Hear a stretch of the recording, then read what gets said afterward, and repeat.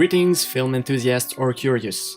Here is the very first of my series of videos in which I shall review the list of the 152 masterpieces of cinema according to the critics firm Mediafilm in chronological order.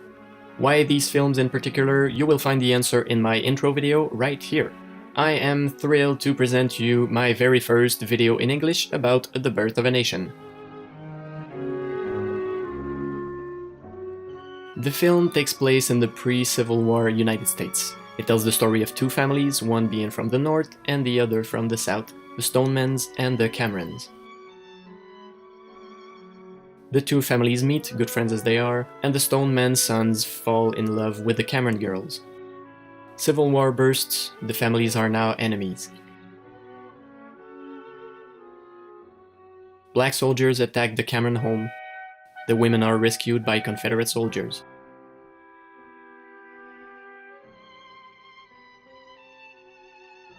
The war spares Ben Cameron, who, injured, finds himself taken care of by the lovely Elsie Stoneman. The war ends finally, and Lincoln is assassinated. In the second part, Stoneman is determined to help during the Reconstruction and participate in an electoral fraud to give power to the black people. Outraged, Ben Cameron creates the Ku Klux Klan, a gesture disapproved by Elsie. Gus, a former slave, plans to marry Flora Cameron. He tries to make a pass at her, but she refuses and escapes. Gus follows Flora and she throws herself off a cliff. The Klan avenge her by killing Gus. Measures are taken against them, but they are hidden by former war enemies who finally understand their point of view. The mulatto lieutenant governor also wants to force Elsie to marry him, but once again the Klan interferes. They then fight off a group of blacks that were sent to attack the Cameron hideout. The Klan saves the day and is then cheered by the crowd in the streets. On the following election, the Klan prevents black people from exercising their right to vote. Two Stoneman-Cameron couples get married and everyone is happy. No, really, everyone. Now, this is going to be something for the first video to give an account of the precise context in which Birth of a Nation has been produced, since it kind of is the culmination of 20 years of evolution of cinema. But still, I will try to make it fast. After a long succession of innovations in the field of visual perception, cinema is officially born, according to most history books, on December 28, 1895. Various devices for image capture and projection already exist before this date, but it is at that moment that the first payable projection has been shown to a crowd. The event introduces the cinématographe, a creation by the Lumière brothers, Louis and Auguste, an ingenious creation which serves as much for recording as for projecting. In the next 2 decades, the public opinion towards cinema changes from a simplistic and ridiculous entertainment to a respectable medium of creation. These are years of transition during which cinema wins tremendously in popularity. The production standardized, the technicians specialized, the films became codified. The stammering of the early days evolved towards the true language. Among the creators of this language, David Wark Griffith. Hired as film director for the Biograph production company in 1908, he remains very prolific until 1913, after which he founded his own studio. He embarks into the production of a large-scale film, The Birth of a Nation. The first American film to have its own original music score, this feature-length film of a running time over 3 hours is the first title on the list, and the reasons are simple. Even if several films, predominantly short films, help advance the creation of film language, some such as The Trip to the Moon, The Great Train Robbery, or Life of an American Fireman, it is Griffith who will gather together in Birth of a Nation a ton of these revolutionary techniques developed during those years. For instance, close-ups used for a dramatic effect, a technique already used in his short film Musketeers of Pig Alley. Different use from the shock effect, as in, say, The Great Train Robbery.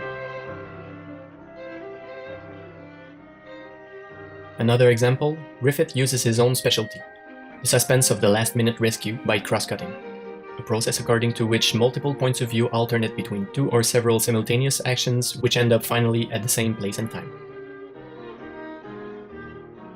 Some large-scale productions, such as Giovanni Pastrone's Cabiria in Italy, had already been produced, but The Birth of a Nation has a structure which is held throughout its 3 hours, while other long films gave more an impression of a simple succession of scenes. Being very long, it allows it to develop and deepen the psychology and motivations of its characters. Besides determining the long length as the predominant format of the productions that will follow, the film especially comes to show that by different ingenious techniques, cinema can tell a story and having a meaning, a structure, a suspense, a message, a feel. Griffith also regrouped a bunch of actors with whom he will work again later, predicting the multi-film contracts which will become common in Hollywood, as well as the star system. He also brings an importance to the acting. He develops with his actors a more complex act. Also take note that the film was a big commercial success. It is difficult today to imagine that a film singing the praises of the white supremacy could have been so easily made a century ago. And happily, if I dare say, the release of the film was highly controversial. It gave a new impulse to the KKK and its public demonstration, but on the other side, it also received its share of criticism towards this same ideology. The black characters, besides being interpreted by white actors with the faces painted in black, are shown as vacuous louts without morality and who should certainly not be considered as highly as white people. Griffith, being himself the son of a Confederate veteran, saw in the opinion defended by his father a rather legitimate ideology. Still, we almost have no choice but to recognize the importance of The Birth of a Nation in the history of cinema. It has set up the foundations on which all subsequent narrative films were built, and the reason for which today we still take 2 or 3 hours of our time to go to the theater and just abandon ourselves to a movie. Whether its influence has been positive or negative, the public of 1915 then had proof that cinema had a social weight. But yes, it is difficult to look at the film without having an unpleasant aftertaste. At least we can tell ourselves that for the last century, the American society evolved and that racial hate is now a thing of the past. Thank you very much everyone, I hope you liked the video. If you have any suggestions or comments, it's always appreciated. Positive, negative, as long as it is constructive. Click the like button if you did like it, that will help me a lot to keep on making other videos. But what would help me even more is if you would subscribe to the channel and then be notified each time that I upload a new video. The more subscribers I get, the more I will be able to reach my goal and explore all of the 152 films on the list of masterpieces of cinema, according to Mediafilm. I have put links in the description below to this famous list, you can go have a look. Once again, like, subscribe and share. Tell your friends and also your enemies, why not? So long to you film buffs, next time I will uncover for you D.W. Griffith's intolerance.